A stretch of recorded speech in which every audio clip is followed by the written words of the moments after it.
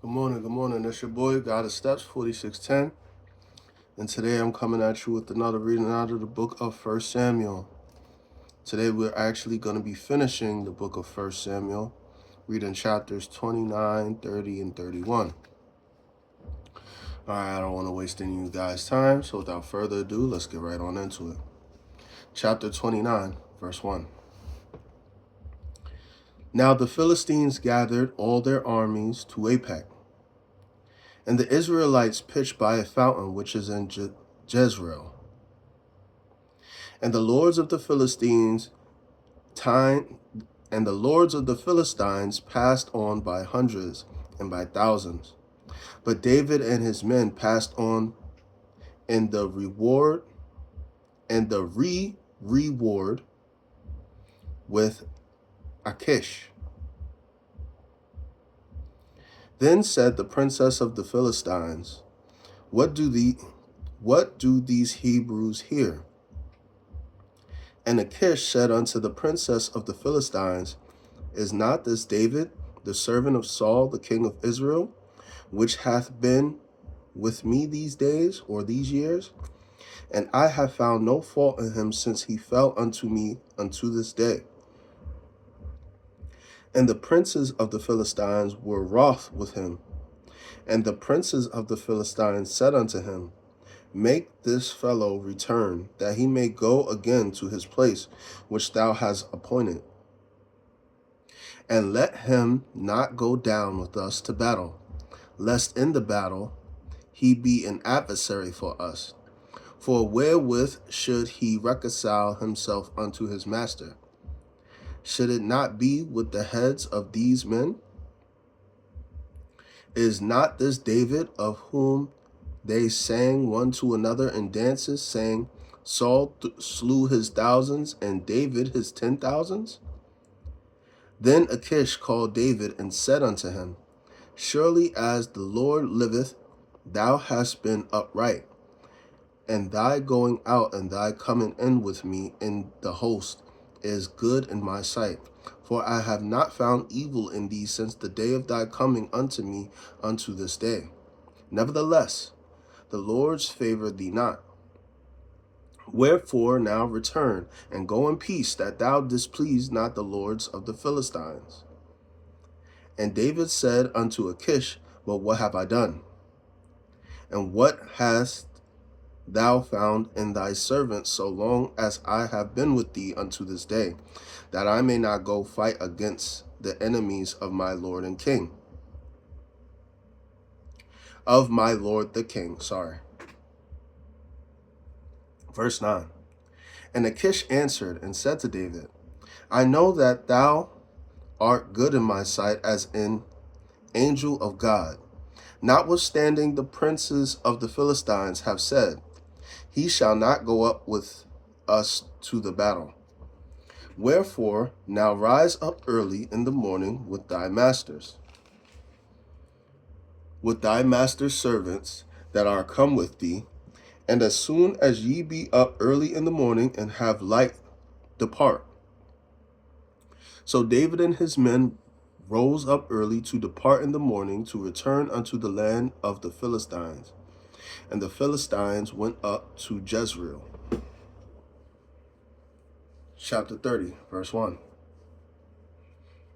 And it came to pass when David and his men were come to Ziklag on the third day that the Amalekites had invaded the south, and Ziklag and smitten. Verse 1. And it came to pass when David and his men were come to Ziklag on the third day that the Amalekites had invaded the south, and Ziklag, and smitten Ziklag and burned it with fire, and had taken the women captives that were therein. They slew not any, either great nor small, but carried them away and went on their way. So David and his men came to the city, and behold, it was burned with fire, and their wives and their sons and their daughters were taken captives.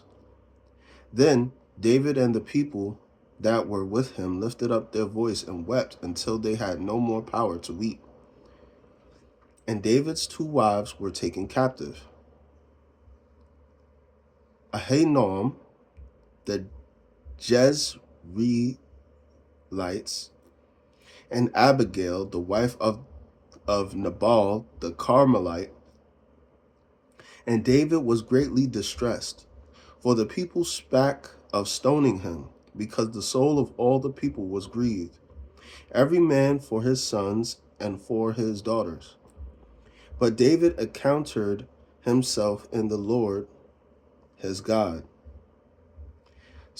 But David encouraged himself in the Lord his God. And David said to Abiathar, the priest, Ahimelech's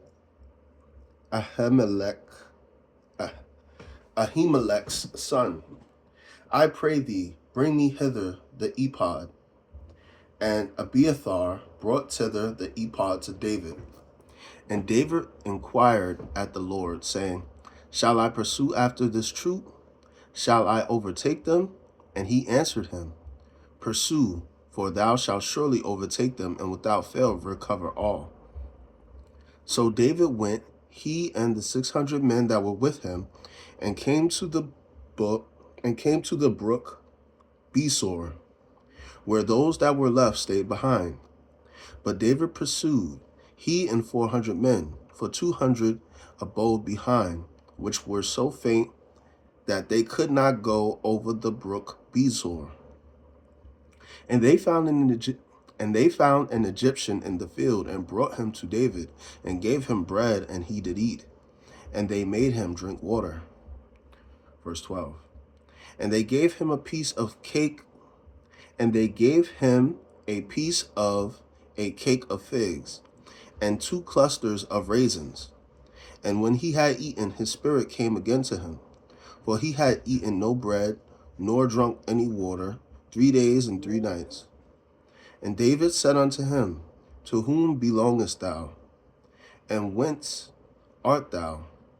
And he said, I am a young man of Egypt, servant to an Amalekite, and my master left me because 3 days ago I fell sick.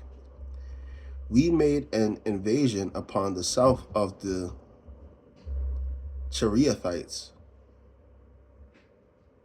and upon the coast which belongeth to Judah, and upon the south of Caleb, and we burned Ziklag with fire. And David said to him, Canst thou bring me down to this company? And he said, Swear unto me by God that thou wilt neither kill me nor deliver me into the hands of my master, and I will bring thee down to this company. And when he had brought him down, behold, they were spread abroad upon all the earth, eating and drinking and dancing, because of all the great spoil that they had taken out of the land of the Philistines and out of the land of Judah. And David smote them from the twilight even unto the even of the next day. And there escaped not a man of them, save 400 young men, which rode upon camels and fled. And David recovered all that the Amalekites had carried away. And David rescued his 2 wives, and there was nothing lacking to them, neither small nor great, neither sons nor daughters, neither spoil nor anything that they had taken to them. David recovered all. And David took all the flocks and the herds which they drave before those other cattle, and said, This is David's spoil. And David came to the 200 men which were verse 21. And David came to the 200 men which were so faint that they could not follow David, whom they had made also to abide at the brook Besor. And they went forth to meet David, and to meet the people that were with him. And when David came near to the people, he saluted them. Then answered all the wicked men and men of Belial, of those that went with David, and said, Because they went not with us, we will not give them aught of the spoil that we have recovered. save to every man his wife and his children, that they may lead them away and depart. Verse 23. Then said David, Ye shall not do so, my brethren, with that.